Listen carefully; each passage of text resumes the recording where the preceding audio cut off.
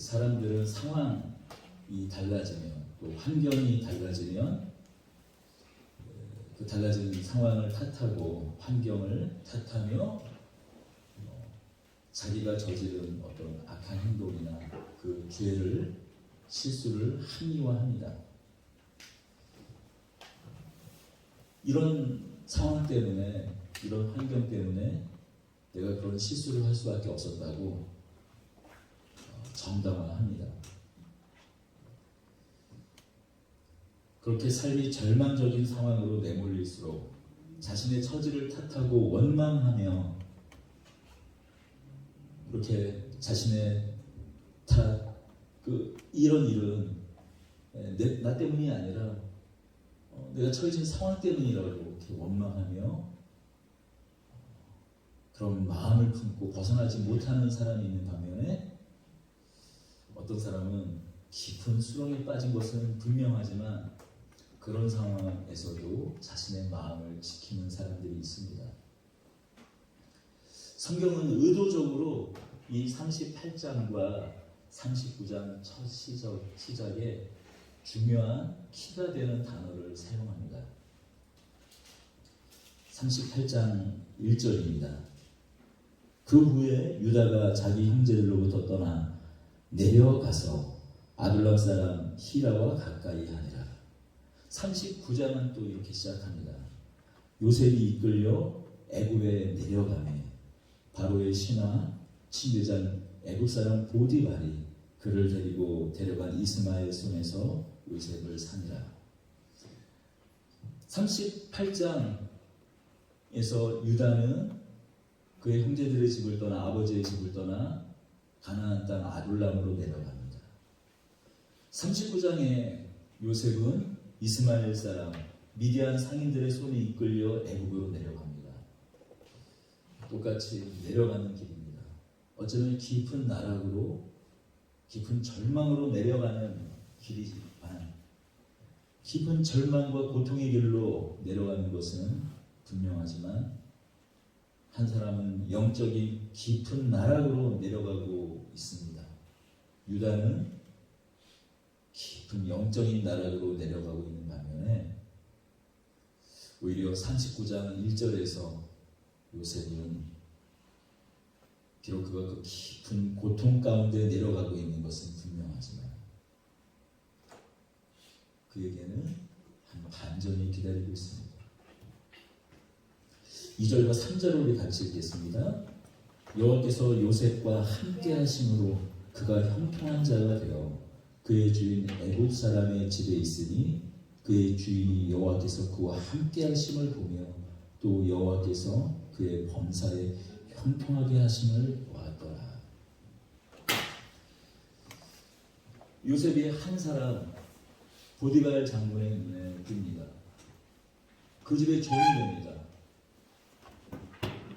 종이지만 노예죠. 2000년이 아니죠. 주전 2000년경, 주전 약 3500년 그 어간에 노예를 한번 생각해 보십시오. 당시의 노예란 사람 말을 하는 짐승과 다름이 없었습니다. 하지만 성경에서는 이렇게 이야기하고 있습니다. 3절에 보면 그의 주인이 여호와께서 그와 함께 하심을 보며 요셉이라는 한 노예에게 하나님께서 함께 하셨음을 보았다라고 말씀하고 있어요. 무슨 일이 있었을까요? 한번 생각해 보십시오. 멀리 가나안 땅에서 팔려온 히브리 노예에게 무슨 볼 것이 있었겠습니까? 더군다나 보디발 장군, 이 사람은 바로의 친위대장입니다. 친위대장이면 오늘날 경호실장과 같은 것입니다.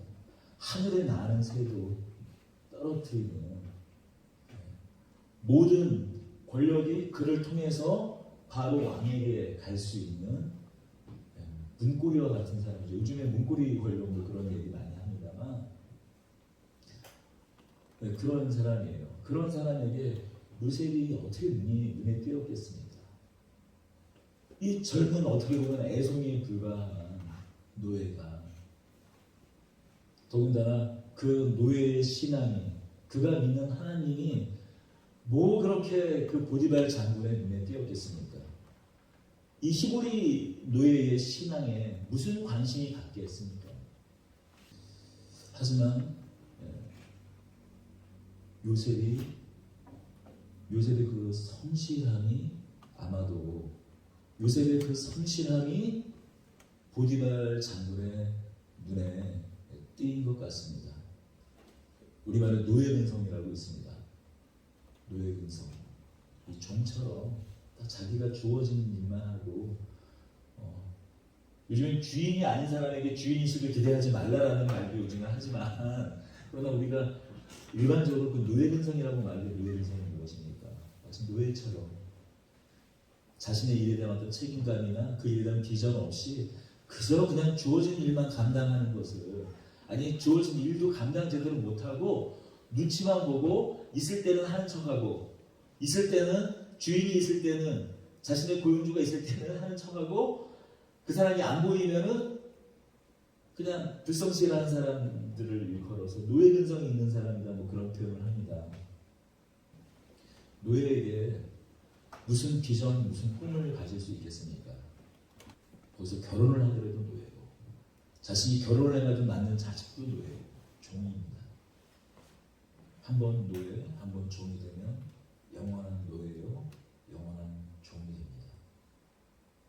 아무런 미래, 그 어떤 것도 소망하고 기약할 수 없는 사람들이 바로 노예입니다. 그래서 주인들도 특별히 실수를 하지 않으나, 특별히 노예에게 뭐 어떤 그 큰 것을 기대하지 않았을 거예요. 그저 주어진 일만 잘 감당하면 됐을 것입니다. 그런데 다른 여느 노예와 같지 않은 한 노예가 있었어요. 바로 요셉입니다. 요셉, 그가 하는 모든 일들이 범사에 형통했다고 성경은 기록하고 있어요. 오늘 3절을 다시 한번 읽겠습니다. 그의 주인이 여호와께서 그와 함께 하심을 보며 또 여호와께서 그의 범사에 형통케 하심을 보았더라. 여기서 형통케 했다는 이야기는, 그가 현실적으로 요셉이 하는 일마다 그가 능력이 있어서 그의 일을 탁월하게 했다라는 말이에요. 여기서 그의 범사에 형통하게 하심을 보았다라는 이 말이 히브리 그 성경에 보면 그의 손이 탁월했다, 그의 손이 번영했다, 그의 손으로 하는 일마다 잘 되었다라고 쓰여져 있습니다.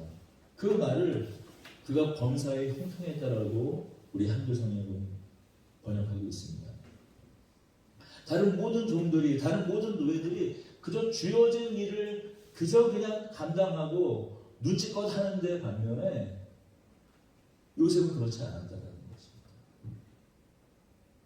성실하게, 다만 성실했을 뿐만이 아니라 그가 탁월했다고, 그의 손으로 하는 일마다 번영했다라고 말하고 있어요.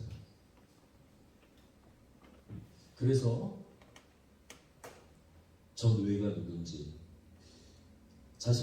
보디발 자신이 아주 예전에 사온 그 노예, 그 요셉이 어떤 사람인지 아마도 어느 순간부터 보디발 장군은 눈여겨보았을 것입니다.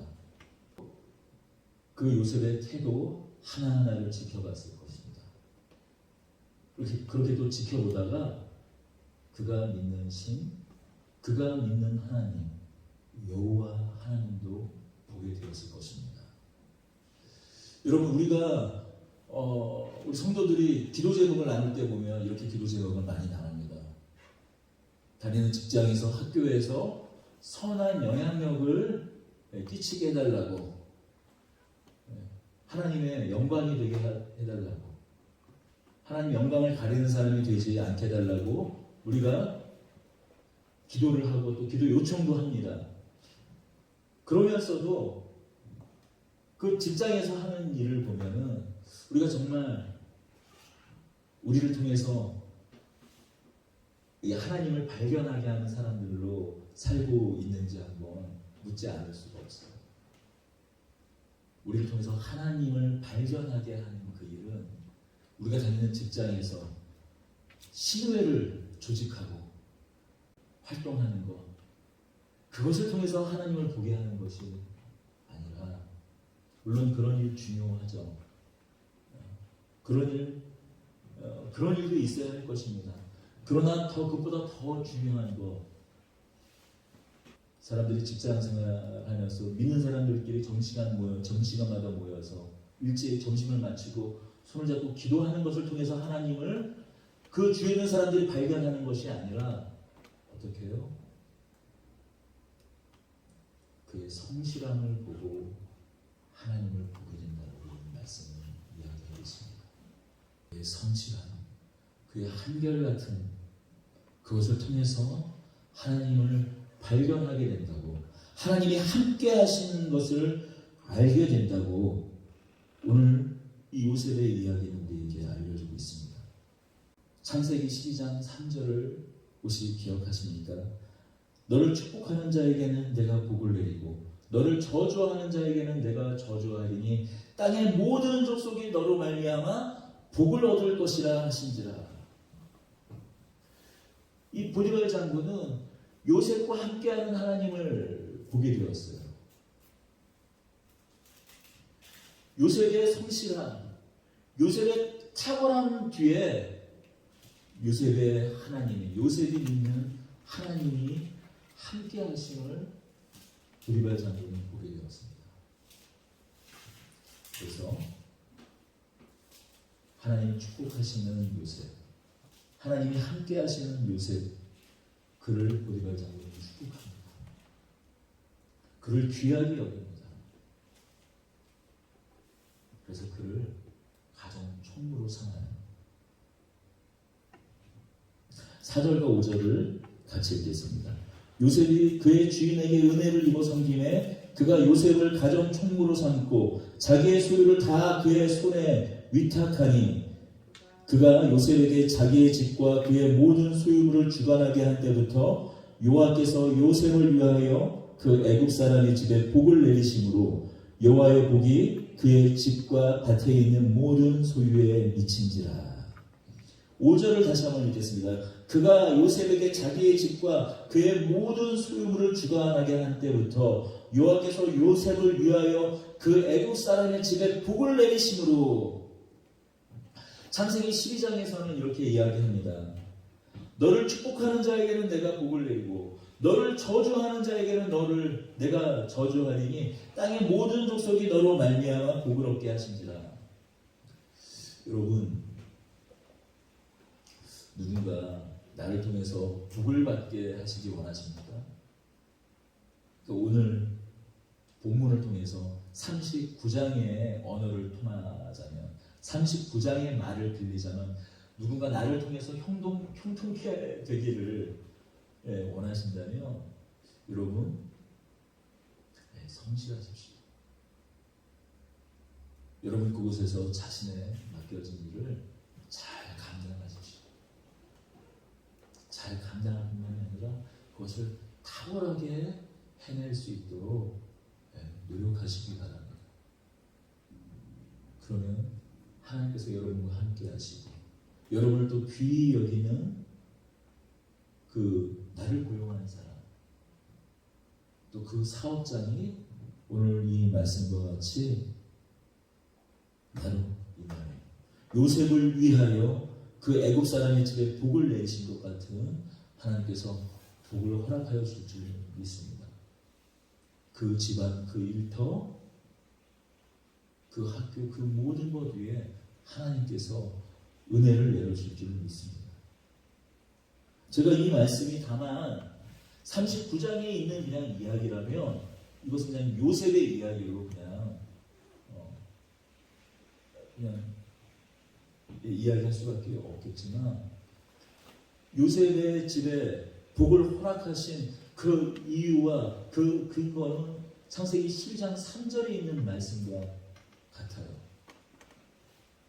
아브라함 이래로, 아브라함 그 믿음의 선, 아브라함과 같이 믿음의 선자들에게 허락하신 하나님의 복이 무엇인가? 너를 축복하는 자를 축복하겠다. 그러니 이것은 닭이 먼저냐, 뭐 달걀이 먼저냐 할 것 없이 먼저 내가 복이 되는 사람으로 살아야 할 것입니다. 내가 성실한 사람으로 살아야 할 것입니다.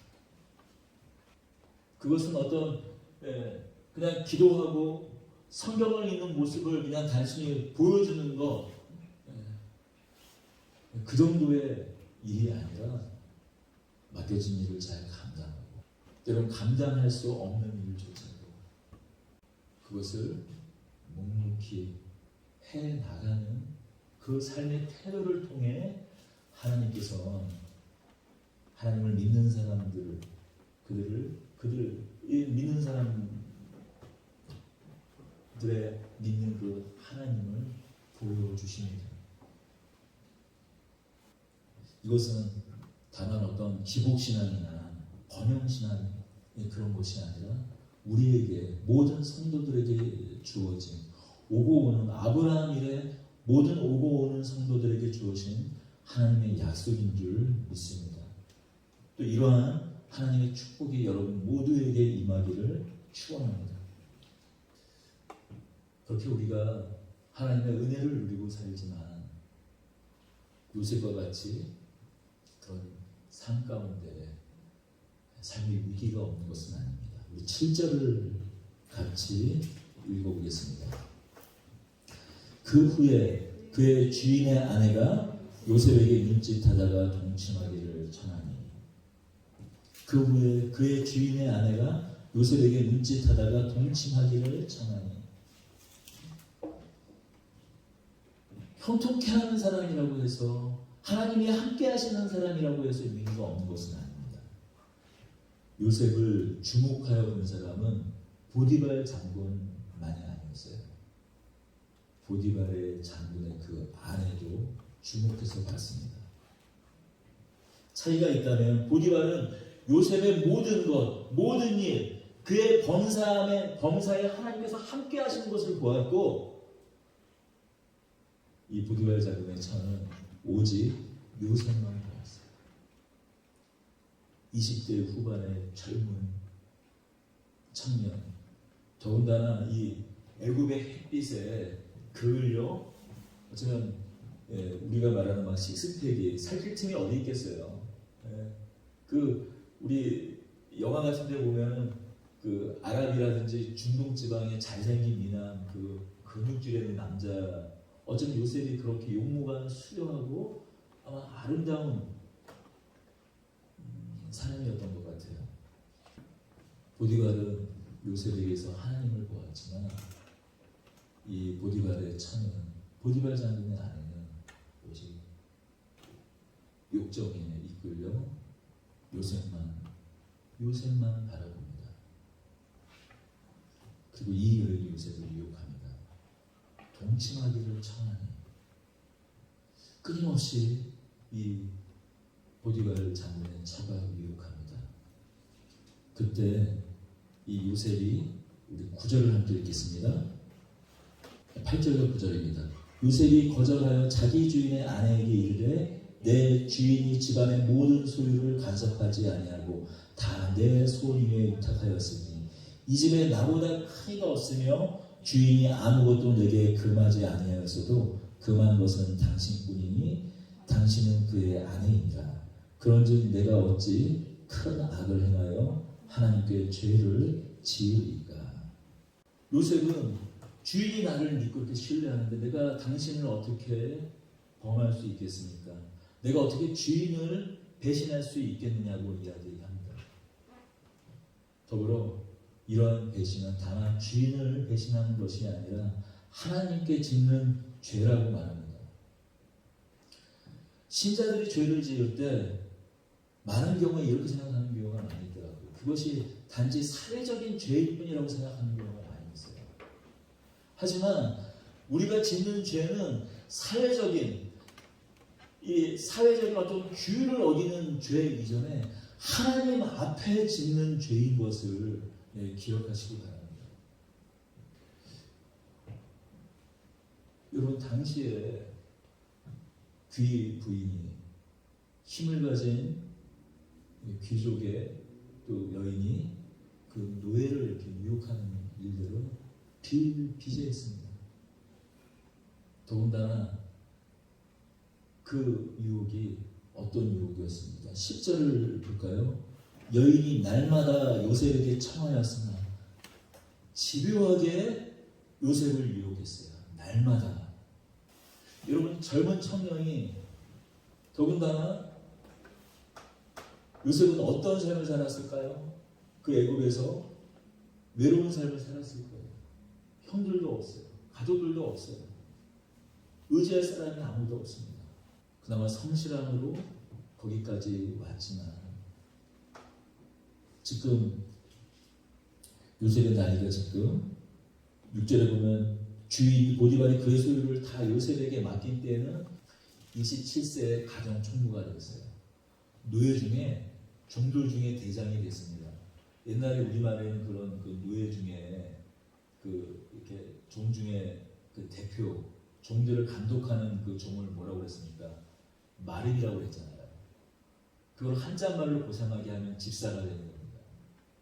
이 보디발 장군의 집에 집사가 된 것입니다. 마름이 된 거예요. 종들을 통솔하는 사람이 됐어요. 근데 그의 나이가 언제예요? 27세예요. 왜냐하면 그 이후에 이 보디발 아내의 유혹을 걸고 해서 옥에 갇힌 뒤에 3년 뒤에 풀려나 30세에 요셉이 총리가 되었다고 했기 때문에 옥에 갇힌 3년을 제외한다면 지금 이 가정 총무가 되었던 것은 이 집에 보디발 장군의 집에 집사가 되었던 것은 아마 26이나 27쯤 되었을 것입니다. 나이 27. 아직 새파란 청년이 그 집에 집사가 되었습니다. 얼마나 많은 지식을 받았겠어요. 물론 그의 성실함을 좋아하는 종들도 있었겠지만 아마도 저보다 많았을 것입니다. 그런 상황에서 보디발 장군의 이 아내의 유혹을 계속 거절한다면 비록 자신을 신임하는 보디발 장군이지만 가장 큰 적이 하나 생기는 거예요. 그렇습니다. 하나님께서 함께 하시는 형통의 삶이라고 유혹이 없는 것은 아닙니다. 언제나 날마다 매일과 같이 죄의 유혹은 도사리고 있어요. 더군다나 그러한 죄의 유혹은 은밀하게 다가옵니다. 야, 너와 나 단 둘이만 아는 거야. 11절입니다. 그러한 때 요셉이 그의 일을 하러 그 집에 들어갔더니 그 집 사람은 하나도 거기에 없었더라. 이제 이 보디발 장군의 처가 몸에 안달이 나서 이제 정말 마지막이다 하고 아주 작전을 짠 거예요. 보디발 장군의 뭐 사랑치겠죠. 이 보디발 장군의 이 처가 있는 기거하는 곳에 있는 모든 종들을 노예들을 다 어디론가 내보내고 그가 홀로 왔을 때 유혹합니다. 야, 너 혹시 다른 사람 눈치 보이거나 혹시 들킬까봐 그래? 괜찮아. 죄의 유혹은 그렇게 옵니다. 그 집 사람들이 하나도 거기 없었더라. 유혹은 은밀하게 다가올 뿐만이 아니라 그렇게 집요한 겁니다. 이쯤 되면 거절할 수가 없겠죠. 그냥 눈 한 번 딱 감으면 됩니다. 그리고 대부분 그렇게 넘어지죠. 요셉은 잘 알고 있었습니다. 계속 이렇게 거부하면 어떻게 해서든지 자신에게 불이익이 미칠 수 있었던 것을 알고 있었을 것입니다. 직장 생활을 좀 해본 사람들은 알 것입니다. 요즘에 LH 공사라든지 그런 데 보니까 복마전이죠. 그냥 마비를 들끓는 곳이더라고요. 멀쩡한 정신줄을 멀쩡히 갖고 있는 사람도 그런 곳에 가서 1년, 2년, 3년 좀 지나다 보면 안 하는 이상한 사람이 돼요. 너는 뭐 다른 놈이냐, 너는 대수냐. 그보다 자기 직장 상사가 그렇게 하는 사람이에요. 그런데 안 해. 안 할 수 있을까요? 정보도 다 알아. 또 그리고 그렇게 해서 얻는 그 투기를 해서 얻는 수익으로 또 상사를 또 돈을 줘서 돈을 또 상납을 또 해야 승진이 되는 그런 시스템인 거예요. 집요한 유혹이 그렇게 계속되면 대부분의 사람들은 넘어집니다. 그런데 요셉은 그 자리를 박차고 나와요. 12절입니다. 그 여인이 그의 옷을 잡고 이르러 나와 동침하자. 그러나 요셉이 자기의 옷을 그 여인의 손에 버려두고 밖으로 나가요. 직장 생활을 한다든지 어떤 자신의 일에 어떤 특수적인 상황 때문에 끊임없이 유혹에 시달리는 경우가 있어요. 그게 직장 생활이든지 아니면 사업이든지. 여러분, 그런 때에 쭈뼛쭈뼛 머물러서는 그 유혹을 이길 수 없습니다. 바로 박차고 나오는 수밖에 없어요. 하지만 요셉은 분명히 죄에 대해서는 승리했지만 그에게 기다리고 있는 것은 칭찬과 격려 아니면 주인의 신뢰를 얻어서 더 나은 환경이 그를 기다리고 있지 않았습니다. 누명을 쓰고 감옥에 가는 거였습니다. 사실 요셉의 이야기에서 제일 잘 다가오는 것이 이 대목이에요. 요셉이 총리가 되었다. 그런 대목이 사실 더 다가오는 것이 아니라 현실적으로 39장에 있는 이 대목이 더 마음에 다가와요. 그게 레알이기 때문이에요. 그게 실제이기 때문이에요. 그게 우리 삶의 현실이기 때문이에요. 죄의 편이 아니라 하나님 편에 서면 현실적으로 더 잘 되는 것이 아니라 오히려 누명을 쓰고 손해를 보게 되는 경우가 더 많아요. 내가 멀쩡히 잘 다니고 있던 직장에서 때로는 그 직장을 잃는 수도 생겨요. 내 주의를 뺏기는 경우가 있어요. 내가 지금까지 누리고 있던 것을 빼앗기는 경우가 있습니다. 참 요셉이 그렇습니다. 얼마나 급하게 그 자리를 피했는지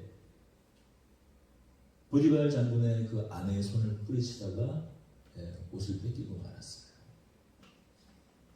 그 옷을 채 가지고 올 틈도 없이 그 자리를 벗어났습니다. 그러나 그 여인은 아주 또 치유하게 복수를 합니다. 자신들의 사람들을 불러서 이 요셉이 나를 겁탈하려고 했다고 얘기합니다. 남편이 오는 것을 기다려서 남편에게 당신이 이렇게 신뢰하고 그래서 당신이 그 모든 것을 맡겼던 저 요셉이 나를 겁탈하려고 했다라고 얘기해요. 요셉은 결국 옥에 갇히고 맙니다.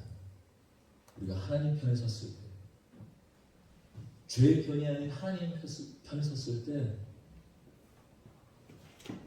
세상이 손뼉치고 잘했다 할 것 같지만 때로는 오히려 하나님 편에 서는 그것 때문에 더 고통스러운, 그나마 자리 잡고 있었는데, 그나마 여기서 소망을 잡고 있었는데, 그나마 내가 종이지만 노예지만 그나마 여기서 무언가 내일을 기약할 수 있었는데 오히려 그 노예의 옷마저도 벗겨지고 그 종이의 옷마저도 벗겨지고 죄수의 옷을 입게 되는 겁니다.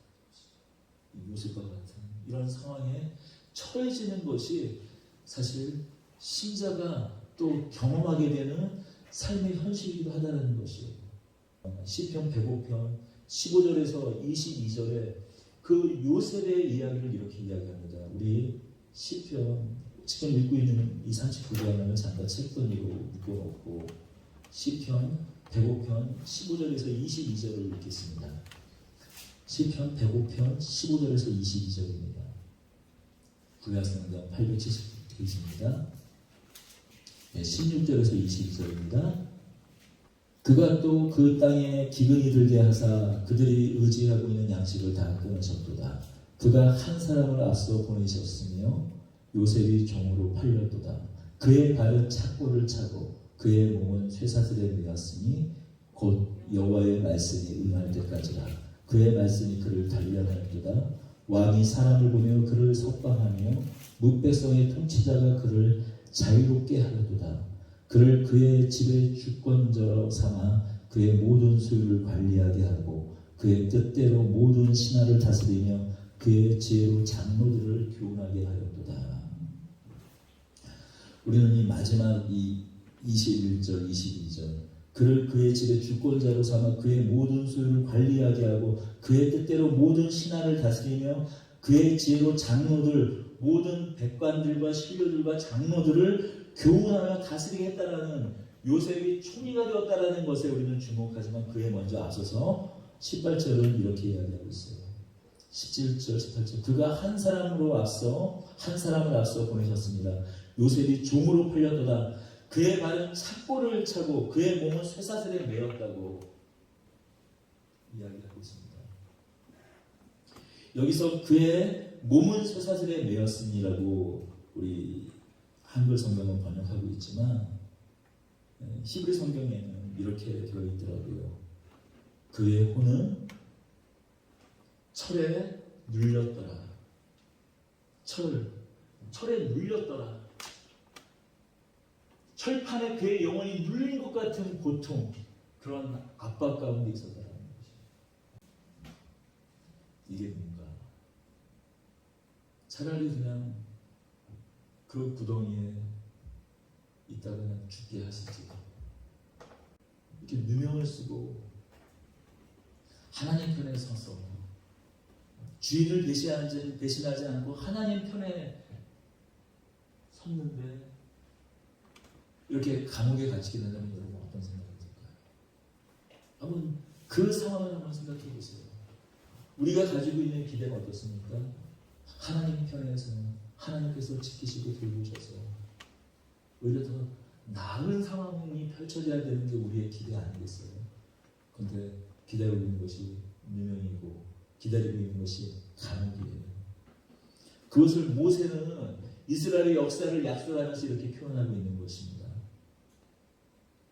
요셉에 대해서 그의 발은 착고를 차고 그의 몸은 쇠사슬에 매었으니 그의 혼은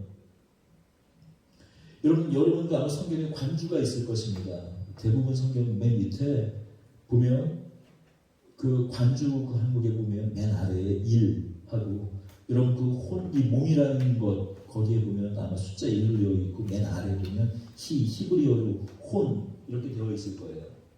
우리 몸으로 번역하고 있지만 원어에는 영혼이에요. 영혼. 그의 영혼이 그의 혼이 철에 짓눌렸다고 철에 억압되어 있다고 모세는 요셉을 이야기하고 있습니다. 숨과 발이 묶이고 우리 온 몸과 혼이 묶이는 그런 고통의 자리에 요셉이 놓여 있다고 얘기하고 있어요. 사실 하나님 편에 섰을 때 겪게 된 이런 고통의 자리가 어째 우리 삶의 현실과 더 가까울 것입니다.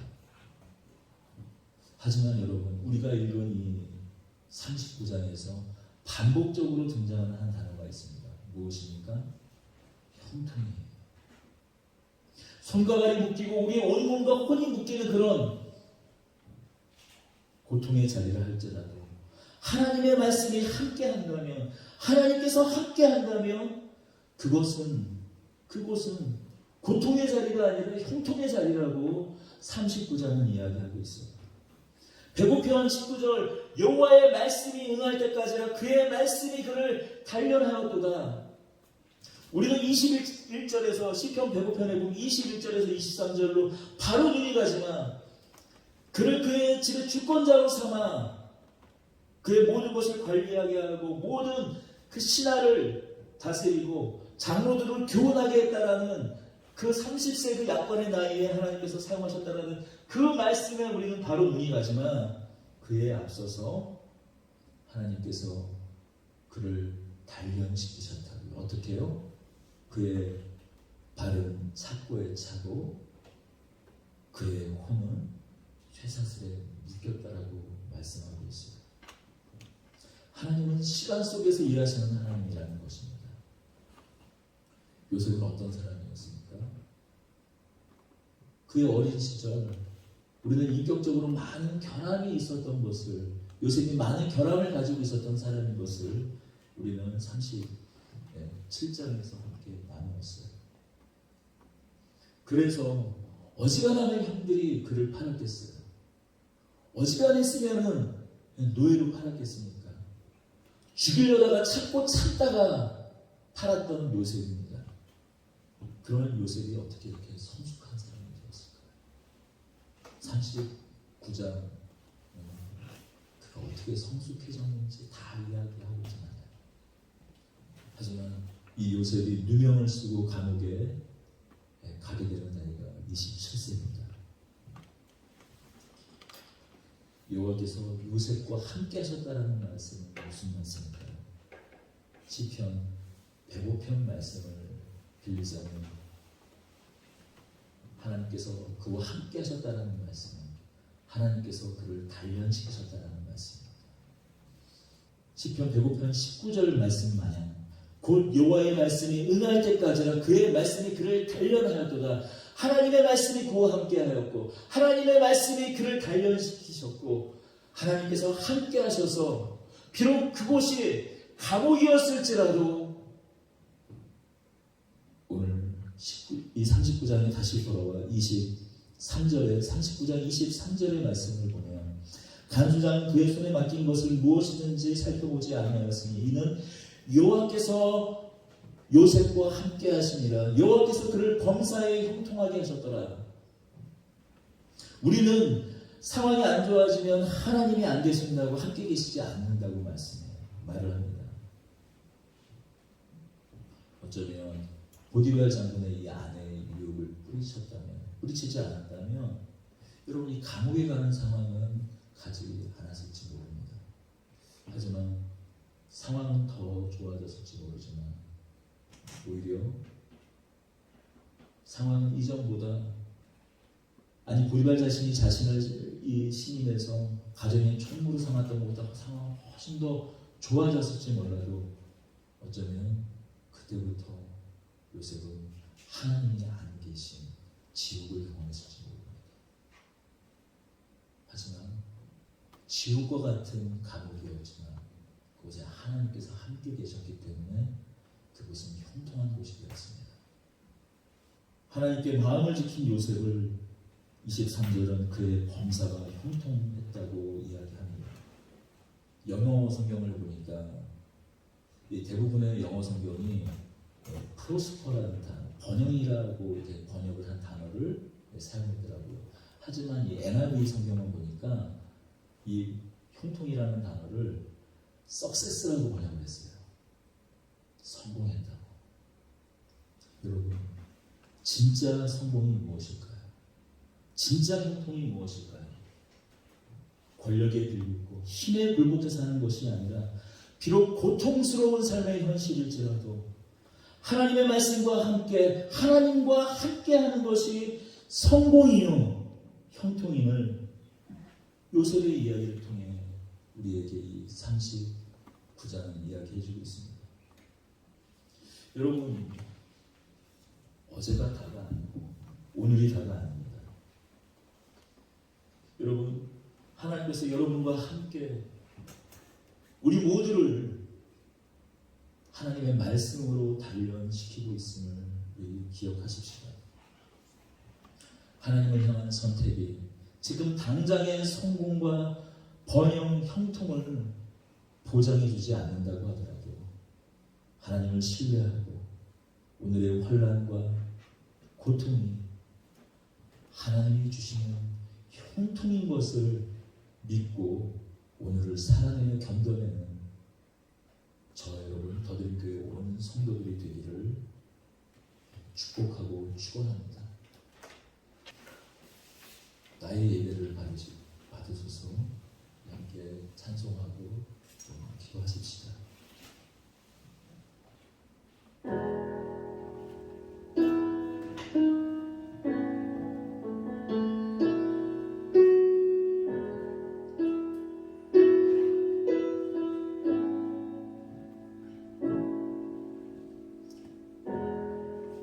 주님 당신은 내 삶 구석구석까지 감찰하시며 나를 원하시는 분 내 길을 밝혀서 영원한 생명의 길로 인도하시며 나를 격려하시는 분 그곳 갈등을 겪고 하지만 항상 결국 당신을 선택합니다. 크고 작은 갈등을 겪고 하지만 항상 결국 당신을 선택합니다. 크고 작은 갈등을 겪고 하지만 결국 당신을 선택합니다. 나의 유일한 고백의 대상은 오직 당신뿐입니다. 나의 유일한 고백의 대상은 오직 당신뿐입니다. 나의 유일한 고백의 대상은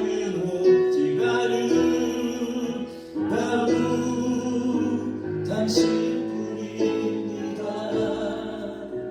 나의 배를 받으소서.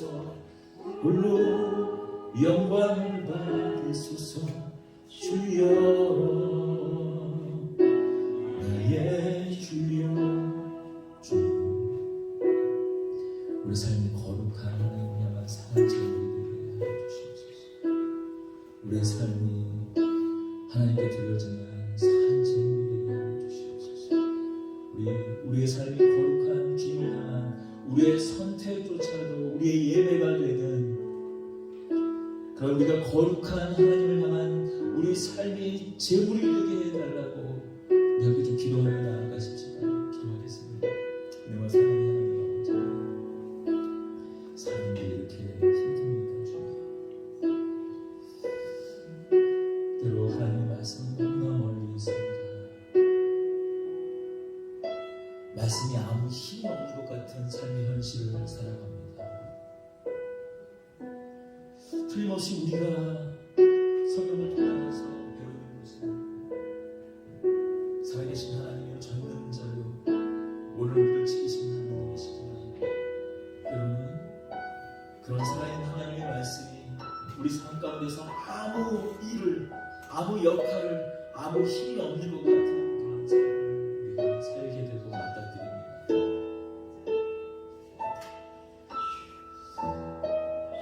하나님과 아무런 상관없는 삶을 사는 사람들이 나보다 저 멀리 더 나아가고 있는 것을 보며 오늘 마음이 무너집니다. 마음이 다 허물어집니다.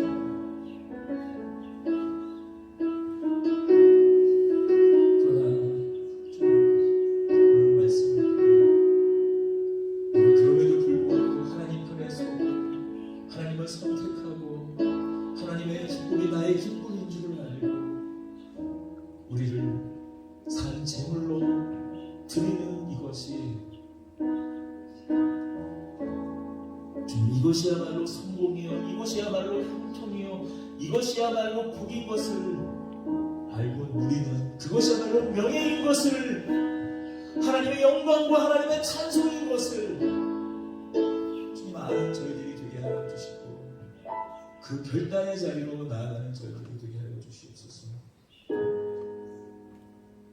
하나님, 우리의 이러한 예배에, 우리의 이러한 선택에 하나님의 말씀을 담아 주십시오.